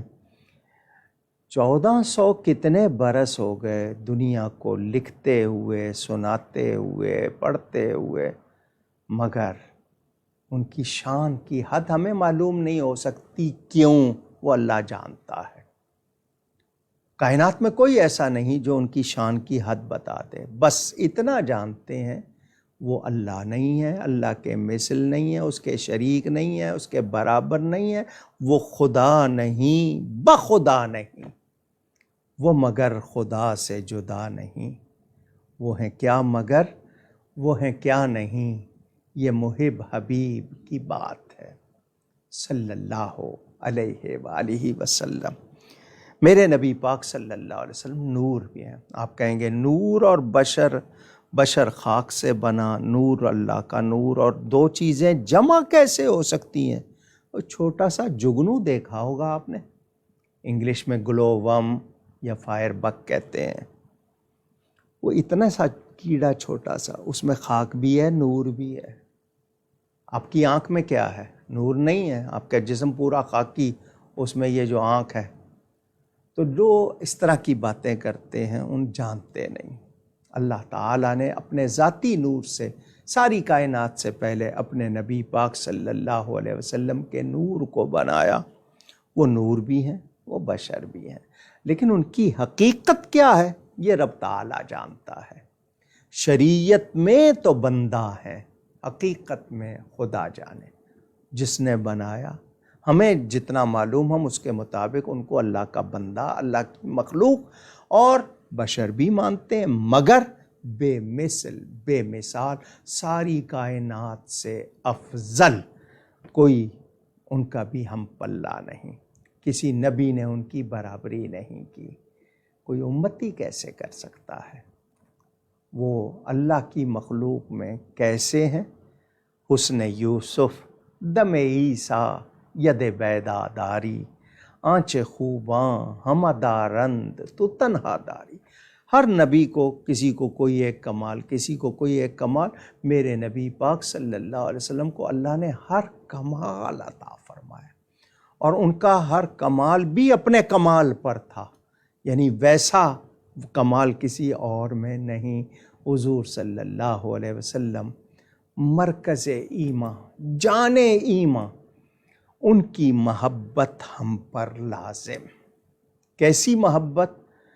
ایسی محبت کہ ماں باپ، اولاد، بیوی، گھرانہ، رشتہ دار، مال، تجارت، اپنے پسندیدہ مکان، یہاں تک کہ اپنی جان سے بھی زیادہ اللہ کا نبی پیارا ہونا چاہیے، ورنہ ہم مومن ہی نہیں ہو سکتے۔ آپ نے سنا کوئی ولی ہونا یا کچھ ہونا تو دور کی بات، مومن ہی نہیں ہو سکتے جب تک سب سے زیادہ پیارے اللہ کے حبیب پاک صلی اللہ علیہ وسلم نہ ہوں ہمیں۔ اگر وہ ہمیں سب سے زیادہ پیارے نہیں ہیں، ہم مومن ہی نہیں ہیں۔ اب محبت تعظیم سکھاتی ہے ہمیں۔ ان کے لیے قرآن نے کہا کہ ایسا کوئی لفظ جس میں ذرا سا وہم بھی پایا جائے بے ادبی کا، وہ میرے نبی کے لیے نہیں بولنا۔ رائنا، لا تقولوا رائنا قرآن میں موجود ہے، اللہ نے حکم دیا ہے۔ میرے نبی پاک وہ ہیں جن کے پروٹوکول، ان کے آداب خود رب نے تعلیم فرمائے۔ ان سے بات کر رہے ہو نا، آواز اونچی نہ ہو جائے۔ جب میرے نبی سے بات کرو آواز اونچی نہ ہو جائے، ان کے سامنے آوازیں پست رکھو، ان کے دروازے پہ جا کے دستک نہیں دینی ہے، ادب سے کھڑے ہو جانا ہے۔ یہ کون سکھا رہا ہے؟ سورہ حجرات پڑھیں، قرآن میں اللہ تعالیٰ فرما رہا ہے، نبی پاک کا ادب اللہ سکھا رہا ہے۔ کتنی پیاری ہستی ہے وہ، اللہ تعالیٰ کو ان سے پیار بہت ہے۔ اور ہمیں تعلیم کیا ہے؟ ہم نے رسول پاک صلی اللہ علیہ وسلم کی تعظیم کرنی ہے۔ ہم وہ تعظیم نہیں کرتے جو جائز نہیں، مثلاً ان کو ہم سجدہ نہیں کرتے کیونکہ جائز نہیں ہے، لیکن جو تعظیم جائز ہے وہ کرنی ہے، اور اس کا کوشش کرنی ہے کہ جتنی ہو سکے کرنی ہے۔ جو آپ کہیں گے کہ حد سے بڑھنے والی تو بات ہی کوئی نہیں ہے ہمارے پاس، ہماری تو اتنی حیثیت ہی نہیں ہے، ہمیں تو ان کا صحیح طرح ادب آتا نہیں۔ ادب کرنے والے تھے کچھ لوگ جنہوں نے کیا، مگر پوری طرح ادب کون کر سکتا؟ وہ ہستیاں صحابہ کرام کی، وہ تابعین کی، امام اعظم جیسی ہستی مدینہ منورہ جاتے ہیں، چپل نہیں پہنتے، دیواروں کے ساتھ گھسٹ کے چلتے، میرا پاؤں وہاں نہ آ جائے جہاں رسول اللہ کا پاؤں آیا صلی اللہ علیہ وسلم۔ ادب کرنے والے، سادات کا ادب کرنے والے، اہل بیت کا ادب کرنے، نسبتوں کا ادب کرنے والے، یہاں تک کہ خاک مدینہ کو آنکھوں کا سرما بنانے والے۔ تو نبی پاک صلی اللہ علیہ وسلم اللہ کے حبیب ہے، اور کس شان کے مالک ہیں کہ ان جیسی شان رب تعالیٰ کی مخلوق میں کسی اور کی نہیں۔ ان کی تعظیم کرنی ہے، ان کی نسبتوں سے پیار کرنا ہے، وہ ان کی بیویاں ہوں، ان کے صحابہ ہوں، ان کی اولاد ہو، ان کے گھر والے ہوں، نہیں ان کے قدموں کے نیچے آنے والی خاک۔ اور سن لیں خود نبی پاک صلی اللہ علیہ وسلم کا ارشاد، اپنا ایک بال مبارک پکڑ کے فرمایا، میرے ایک بال کو بھی کسی نے اذیت پہنچائی، تکلیف پہنچائی، وہ قیامت کے دن اس کا حال، ایک تو لعنت کا بیان، دوسرا وہ جہنم کی آگ میں پگھلایا جائے گا۔ آج کے لوگ گلے پھاڑ پھاڑ کے کہہ دیتے ہیں ہمارے جیسے تھے، ان سے بھول ہو جاتی تھی، ان سے غلطیاں ہو جاتی تھی، ان کو دیوار کے پیچھے کا علم نہیں، کسی نے لکھا ان سے شیطان کا علم زیادہ، کسی نے کچھ، کسی نے ان کو عطا ہونے والے علم غیب کی تشبیہ جانوروں پاگلوں تک سے کر دی۔ معاذ اللہ، معاذ اللہ، معاذ اللہ۔ آپ کہیں گے ایسے کون سے لوگ ہیں؟ کتابیں چھپی ہوئی ہیں اور اب بھی بول رہے ہیں، بولنے والے بولتے ہیں۔ انہوں نے اپنی کتابوں میں لکھا، نبی کی تعریف ایک بشر کی سی کرو، وہ بھی تھوڑی کرو۔ خود کے لیے القاب 6 صفوں میں لکھیں اور نبی کے لیے اتنی بات۔ تو یاد رہے، جو ادب نہیں کرے گا رسول پاک صلی اللہ علیہ وسلم کا، اس کے لیے کوئی خیر نہیں۔ اور کسی کو درجہ مرتبہ ملتا ہے تو ادب سے ملتا ہے۔ سیدنا صدیق اکبر رضی اللہ تعالیٰ جتنے قریب ہیں اتنے زیادہ ادب کرنے والے ہیں۔ آج ہم لوگ بھول گئے ان باتوں کو۔ ماں باپ کا ادب نہیں رہا، استاد کا ادب نہیں رہا۔ ہم لوگوں نے ان باتوں کو، اپنی اقدار کو، ویلیوز کو کہیں میرا خیال چھوڑ دیا ہے بہت پیچھے۔ اب ہمارے ہاں لبرلزم کی باتیں ہوتی ہیں، ماڈریشن کی باتیں ہوتی ہیں۔ ماڈریشن کو سمجھتے ہیں آپ؟ ماڈرن ہونا اور بات ہے، ماڈریٹ ہونا اور بات ہے۔ لیکن کرنے والے وہ بھی باتیں کر رہے ہیں اور ایڈوانسمنٹ والی بھی باتیں ہو رہی ہیں۔ معاشرہ کیا پیش کر رہا ہے؟ حکم یہ ہے کہ نبی پاک صلی اللہ علیہ وسلم کی حدیث کے مقابل کوئی رائے نہیں دے سکتا، اپنی رائے نہیں دے سکتا۔ جب حدیث آ جائے ختم۔ اور آج کل سوشل میڈیا اٹھا کے دیکھ لیجئے، کتابیں اٹھا کے دیکھ لیجئے، لوگ پتہ نہیں کیا ثابت کرنا چاہتے ہیں کہ 1400 سال میں دین کسی کو سمجھ نہیں آیا، یہ جو آج کے آئے ہیں ان کو سمجھ آ گیا ہے۔ تماشا بنایا ہوا ہے، کھلونا بنا لیا ہے دین کو، فتووں کو کھیل بنا لیا ہے، اور کوئی ان کو لگام دینے والا نہیں ہے۔ افسوس کی بات یہ ہے۔ تو میں آپ لوگوں سے یہ کہوں گا، جو بڑے سن رہے ہیں وہ اپنے بچوں کو آج ہی سے نبی کا ادب سکھائیں، نسبتوں کا ادب سکھائیں۔ یہ ادب ہی تھا جس کی برکتیں تھیں، جس سے محبت تھی۔ آج ادب رخصت ہو گیا ہے تو برکتیں بھی چلی گئیں، محبتیں بھی چلی گئیں۔ لحاظ نہیں ہے کس سے، کس طرح، کس لہجے میں، کس آواز میں، کن الفاظ میں کس طرح بات کرنی ہے، کیسے پذیرائی کرنی ہے، بھول گئے۔ ماں باپ کا مسئلہ ہو، بہن بھائی کا مسئلہ ہو، شوہر بیوی کا مسئلہ ہو، سب کے سب بہت باتیں ہم بھول چکے ہیں۔ شوہروں کو یہ یاد ہے کہ جی بیوی سجدہ کرتی اگر جائز ہوتا، مگر شوہر کیسا ہونا چاہیے یہ یاد نہیں۔ حقوق کیا ہے نہیں یاد ہے۔ ساس بہو کے جھگڑے، نند بھاوج کے جھگڑے، اسی طرح گھروں میں ہمارے، اور پھر لین دین، حکومت اور رعایا کے معاملات، یہ جو لیڈر ہیں اور عوام کے معاملات، کیا ہو گیا؟ مسلمانوں کے اتنے ملک ہیں اور پھر بھی روب میں ہیں دوسروں کے۔ کیا نہیں دیا اللہ نے؟ تو یہ ایمان کیوں کمزور ہو گیا؟ کیونکہ نبی سے تعلق ہمارا وہ نہیں رہا جو ہونا چاہیے تھا، جیسا پہلوں کا تھا۔ پوری دنیا پر مسلمانوں کا روب تھا۔ کیوں؟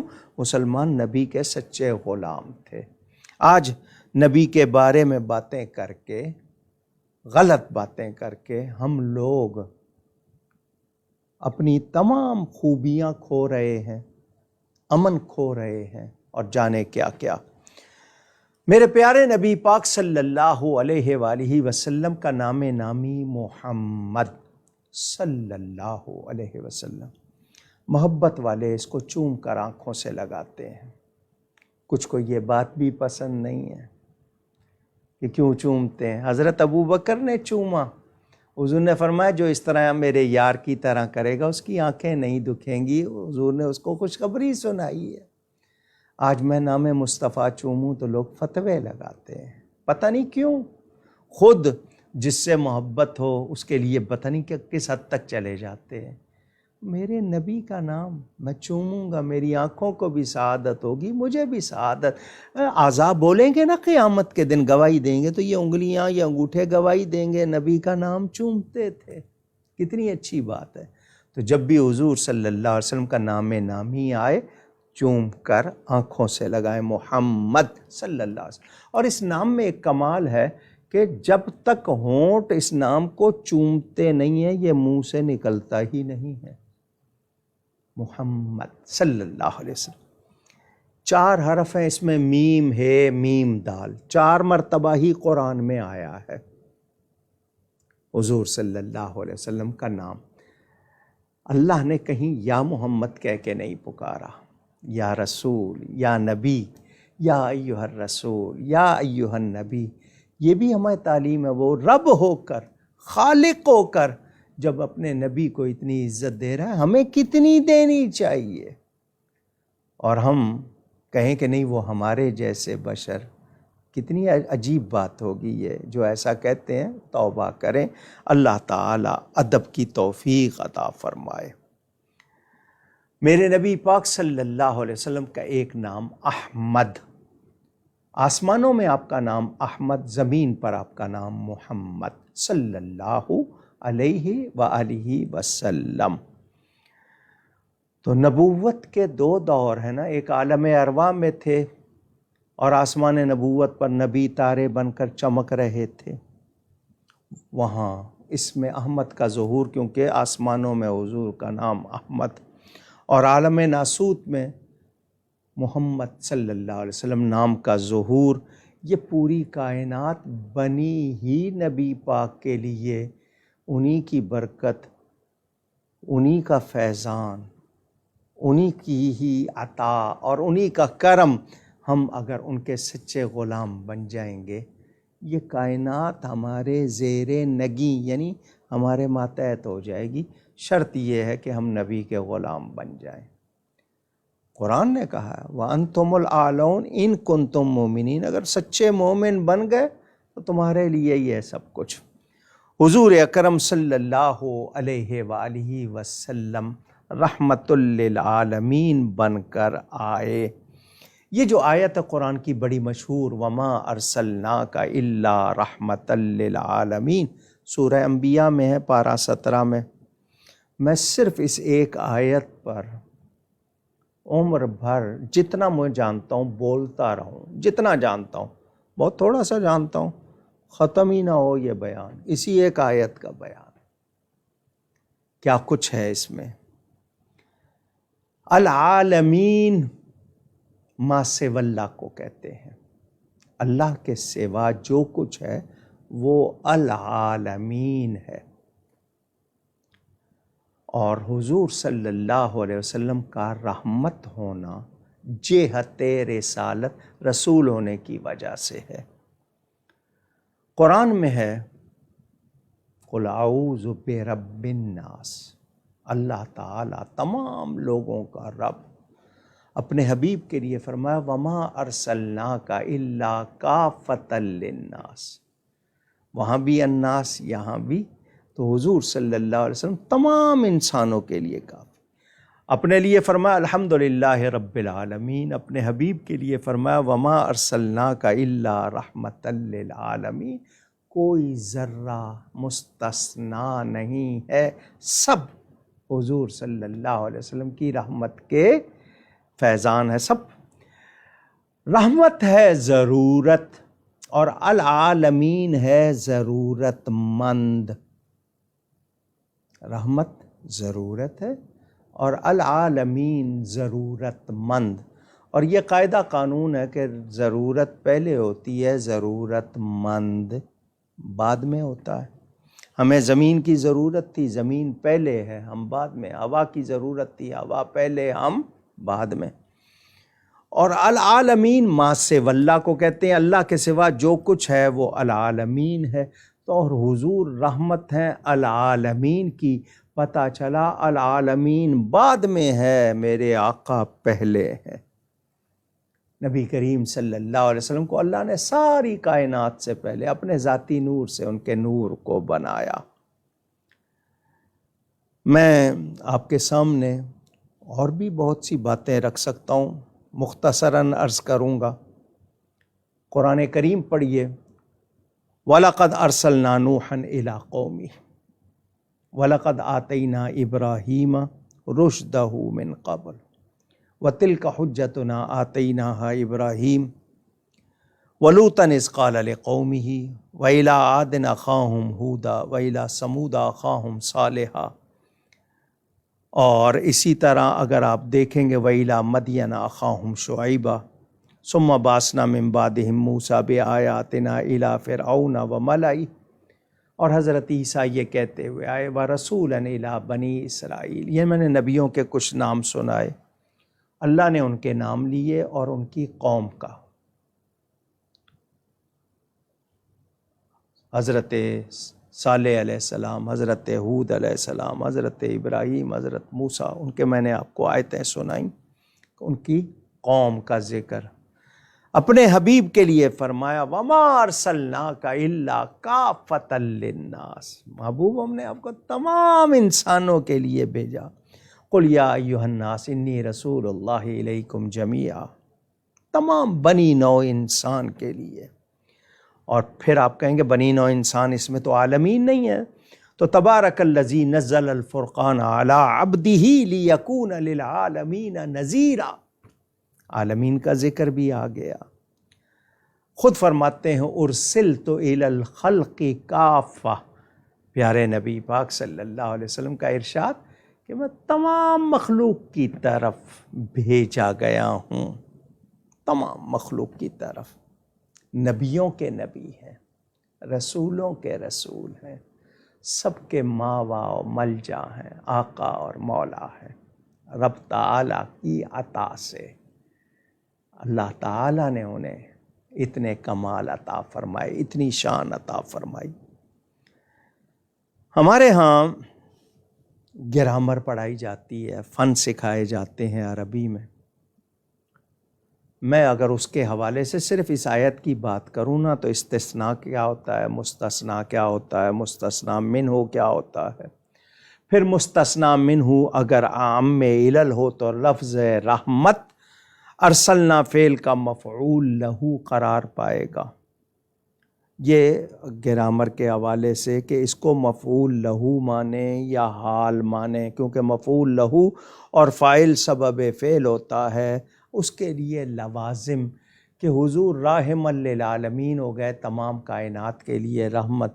تو جو راحم ہو اس کے لیے زندہ ہونا، باخبر ہونا، قریب ہونا اور قدرت والا ہونا، یہ ضروری ہے، لوازم ہے نا۔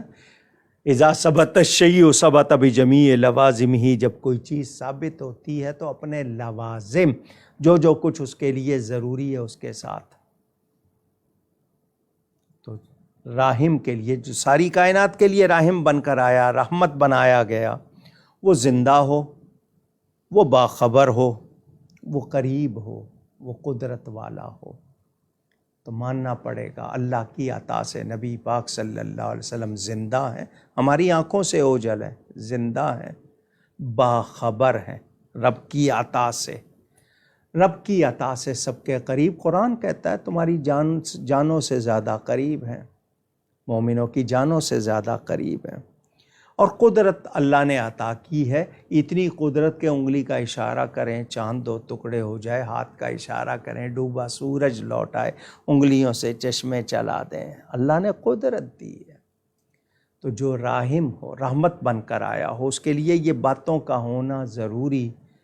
میرے نبی پاک باخبر بھی ہیں، قریب بھی ہیں، اللہ کی عطا سے قدرت والے بھی اور زندہ بھی ہیں، ان کو عالمین کے لیے رحمت بنایا گیا۔ اگر ان کی رحمت نہ ہو درمیاں میں، ابھی آگ لگ جائے دونوں جہاں میں۔ یہ ان کی رحمت ہے، ہم بچے ہوئے۔ کون سا گناہ ہے جو ہم نہیں کرتے؟ ہمارے ہاں دیکھا جائے تو ہم کیسے کیسے گناہ کرتے ہیں۔ اچھا، رحمت خاصہ پھر رحمت عامہ، اس کی ایک الگ تفصیل ہے۔ کائنات میں دوسرے بھی ہیں جو نہیں کلمہ پڑھتے، حضور صلی اللہ علیہ وسلم کو نہیں مانتے، وہ بھی تو ہیں، اور حضور عالمین کے لیے رحمت ہے، وہ بھی بچے ہوئے۔ میں نے کہا نا اس کی تفصیل بیان کروں، کتنے گوشے ہیں۔ پہلے ماں نفی کا، پھر اس کے بعد ارسلنا کا ذکر ہے، بھیجا اس کو جاتا ہے جو ہوتا ہے۔ پتہ ہے جب تشریف لائیں 12 ربیع الاول کو، تو وہ تشریف لائیں پہلے سے تھے، کہاں تھے؟ اللہ کے پاس، اس کی خاص قرب میں تھے۔ بہت سے ذکر ہیں۔ نبی کریم صلی اللہ علیہ وآلہ وسلم کی رحمت۔ کچھ لوگ کہتے ہیں اسلام تلوار کے زور سے پھیلا۔ جو ایسا کہتے ہیں توجہ کریں، لوہے کی تلوار جن لوگوں نے چلائی اسلام پھیلانے کے لیے، اگر ان کی بات درست ہے تو، کہ جنہوں نے لوہے کی تلوار چلائی اسلام پھیلانے کے لیے، تو وہ چلانے والے کیسے مسلمان ہوئے؟ پوچھ سکتا ہوں میں، وہ کیسے مسلمان ہوئے؟ ان پہ کون سی تلوار چلی تھی؟ اور چلی تھی تو وہ بچے کیسے؟ بتائیں گے آپ؟ تو یہ کہنا کہ اسلام لوہے کی تلوار سے پھیلا ہے، نہیں۔ اس کے تو یعنی ایمان میں امن اور اسلام میں سلامتی، لفظوں پہ غور کریں۔ اسلام دہشت گردی کا شکار ہوا ہے؟ اسلام نے کوئی دہشت گردی نہیں ہے، تصور بھی نہیں ہے۔ اس پہلے دن سے اسلام پر دہشت گردی ہو رہی ہے اور آج تک جاری ہے۔ پوری دنیا مل کے کیا کر رہی ہے؟ کیا ہیومن رائٹس مسلمانوں کو حاصل ہے؟ انسانی حقوق؟ فلسطینیوں کے ساتھ کیا ہو رہا ہے؟ کشمیریوں کے ساتھ کیا ہو رہا ہے؟ مقبوضہ کشمیر میں، مقبوضہ بیت المقدس میں کیا ہو رہا ہے؟ اچھا، جس طرح غیروں کے حقوق، عیسائیوں کا مسئلہ ہو، یہودیوں کا مسئلہ ہو، دوسروں کا، جیسے اقوام متحدہ اور دوسرے فوراً چیختے ہیں اور عمل کراتے ہیں۔ 70 سال ہو گئے، کشمیر کا مسئلہ حل کیوں نہیں ہو رہا؟ بیت المقدس کا مسئلہ حل کیوں نہیں ہو رہا؟ مسلمانوں کو آج بھی رائٹس نہیں ہے۔ دہشت گردی مسلمانوں پہ، ان کے بچوں پہ، نہتے مسلمانوں پہ، کہاں کہاں کیا کیا بدسلوکی ہو رہی ہے۔ آپ لوگوں کو فرق نظر آ جاتا ہے، دنیا کے ایئرپورٹس پہ جا کے دیکھ لیں، دنیا کے دوسرے معاملات پہ دیکھ لیں۔ انسان ہی نہیں سمجھا جاتا مسلمانوں کو، یہ ہو رہا ہے۔ تو اسلام دہشت گردی کا شکار ہے، مسلمان دہشت گردی کا شکار ہے۔ اگر کوئی اسلام کے نام پر یا مسلمان کہلانے والا کرتا ہے تو وہ اس شخص کا فعل ہے۔ وہ کسی کا آلہ ہو سکتا ہے، کسی کا ایجنٹ ہو سکتا ہے، کسی کا وہ خریدا ہوا، ہائر کیا ہوا ہو سکتا ہے۔ سچا مسلمان نہ دہشت گرد ہوگا، نہ تخریب کار ہوگا، کیونکہ دین نے سکھایا ہی نہیں ہے۔ ہمارے ہاں تو پانی، واٹر، نلکے سے، ٹیپ سے، ٹوٹی سے بہانا بلا وجہ، اس کی اجازت نہیں تو خون کہاں سے بہانے کی اجازت ہوگی؟ کانٹا چبونے کی اجازت نہیں تو مار کاٹنے کی اجازت کہاں سے ہوگی؟ تو وہ کوئی غلط کسی شخص کا فعل، اور پھر دنیا کیا کر رہی ہے؟ اگر میں آپ کو بتاؤں اسلام میں جو جنگیں ہوئیں شروع میں، 84 جنگیں، ٹوٹل مقتولین تعداد معلوم ہے؟ 1100 کے قریب۔ اور ایک بم میں کتنے مارے گئے؟ ہیروشیما پہ، ناگاساکی پہ، ویتنام میں، دنیا میں لاکھوں۔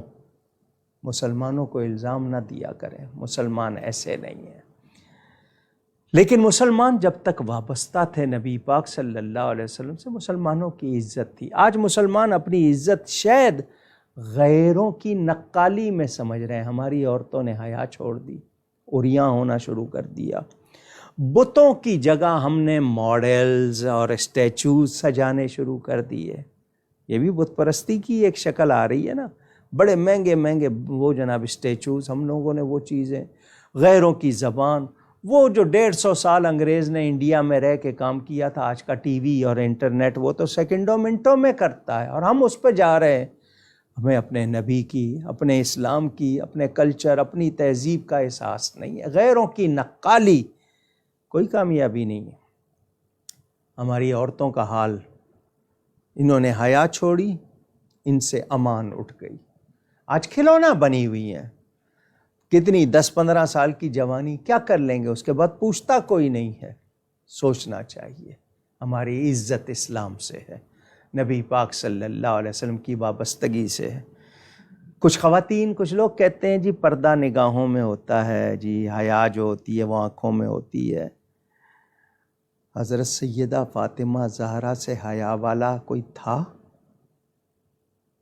ان کی تو چادر کو بھی غیر محرم نہیں دیکھتے۔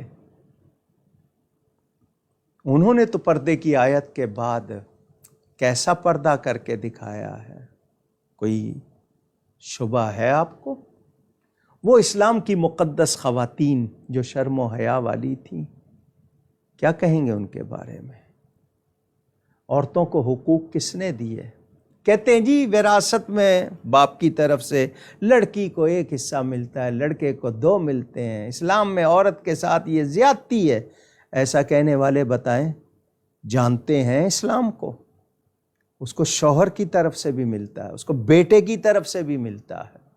کہتے ہیں جی بیوی کو غلامی سکھائی گئی ہے۔ نہ، اگر وہ ایک شوہر کی تعظیم کرتی ہے تو آگے ساری اولاد اس کی تعظیم کرتی ہے۔ ماں کے قدموں تلے جنت رکھی گئی ہے۔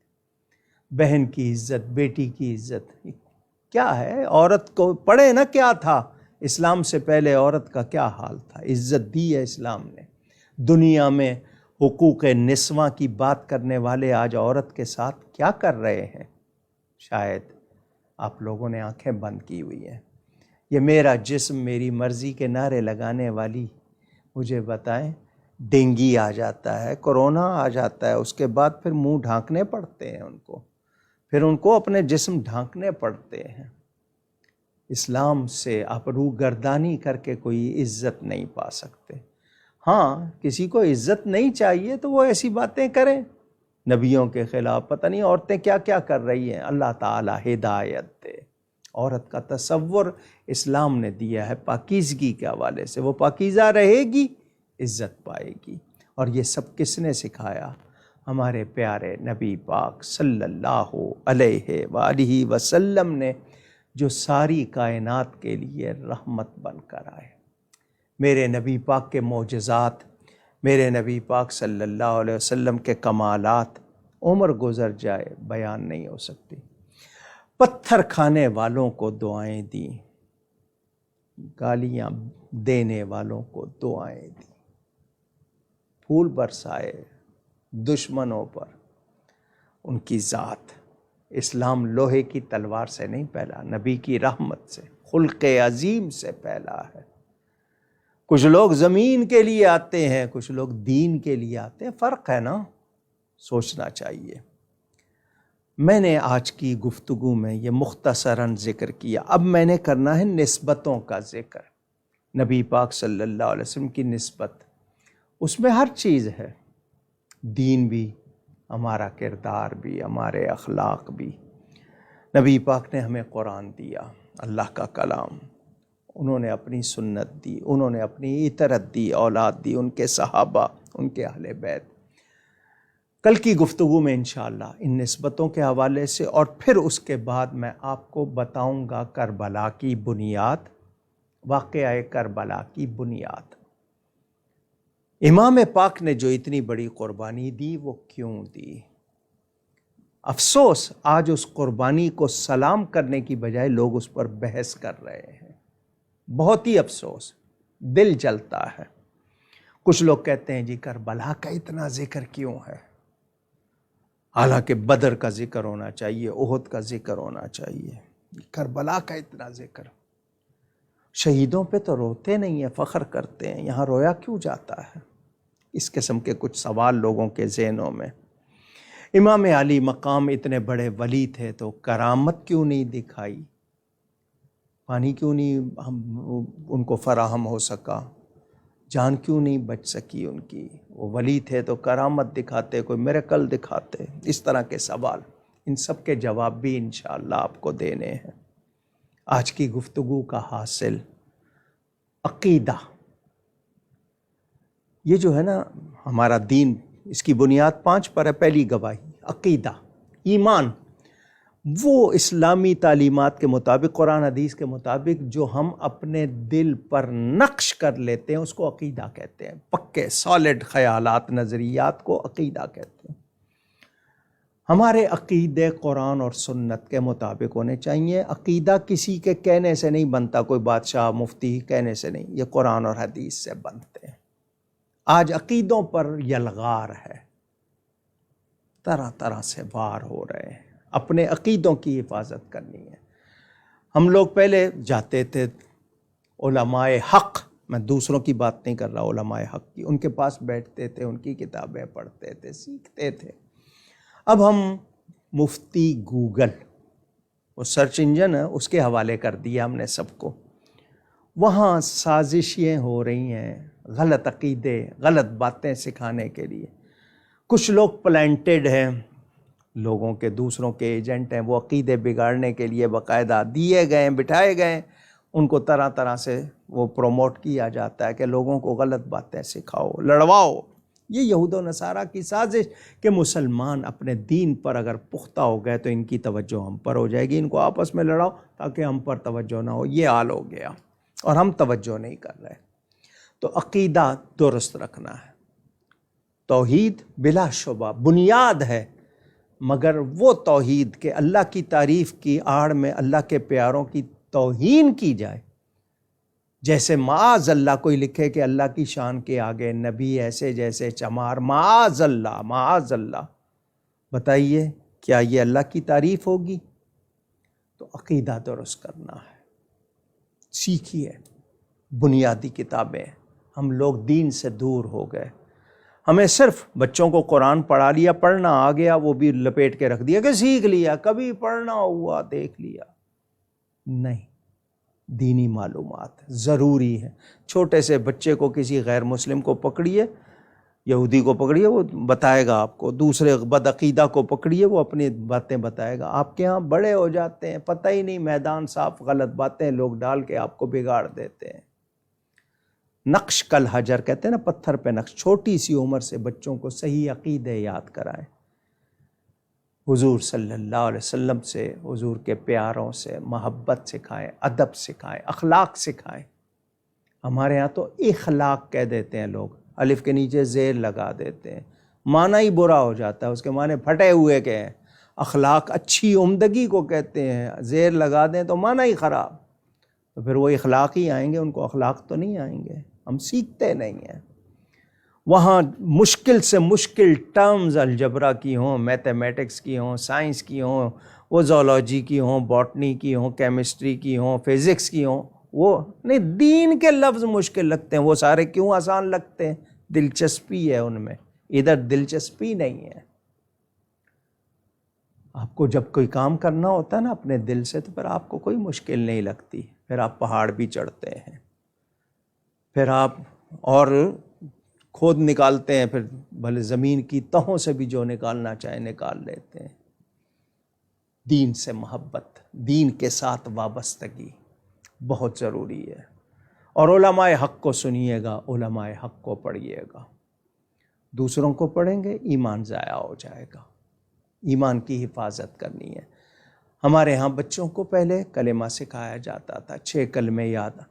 آپ جتنے سننے والے مجھے دنیا میں سن رہے ہیں، آزما لیجئے گا، 6 کلمے مشکل سے یاد ہوں گے، مشکل سے، چند ایک کو، 1 2 تو سب کو آ جائیں گے، باقی پتہ ہی نہیں، اور زیر زبر کا بھی نہیں پتہ۔ ہم کوشش نہیں کرتے۔ اگر ہم نے دین سیکھا ہوگا دوسرے ہم سے ڈریں گے۔ یہ جو غلط لوگ آ کر ہم سے کھیلنے لگ جاتے ہیں نا، غلط باتیں کر کے، ان کو یہی تو ہے موقع کہ جانتے نہیں آپ۔ جس دن آپ جاننے لگ جائیں گے ان کو جرأت نہیں ہوگی کھیلنے کی، ان کو پتہ ہے، لوگوں کو معلوم ہے۔ فرعون نے خدائی کا دعویٰ کیوں کیا؟ لوگ جاہل تھے۔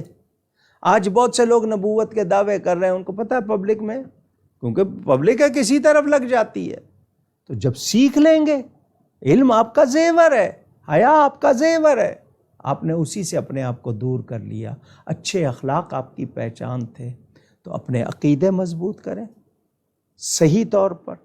بات بات پر شرک کے فتوے داغنے والے سن لیں۔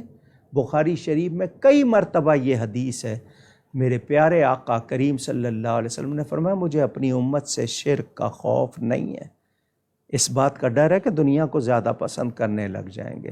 حضور خود فرما رہے ہیں مجھے امت سے شرک کا خوف نہیں، اور یہاں بات بات پر شرک کے فتوے داغے جاتے ہیں، جو شرک نہیں ہے اس کو بھی شرک بنایا جاتا ہے۔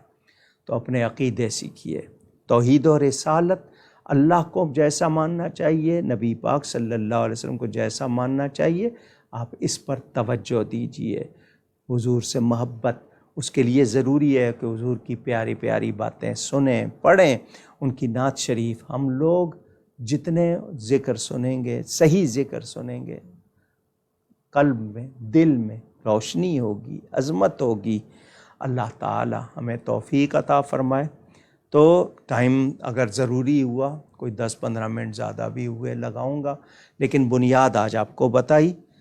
آپ کو یہ اس لیے بتائی کہ ہمیں معلوم ہو ہمیں نبی کی ہر نسبت سے پیار کرنا ہے، ادب کرنا ہے۔